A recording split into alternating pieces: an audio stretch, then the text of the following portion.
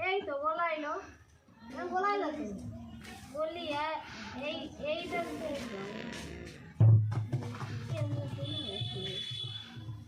বেশি করে ইয়ে করবো না আমরা হাতে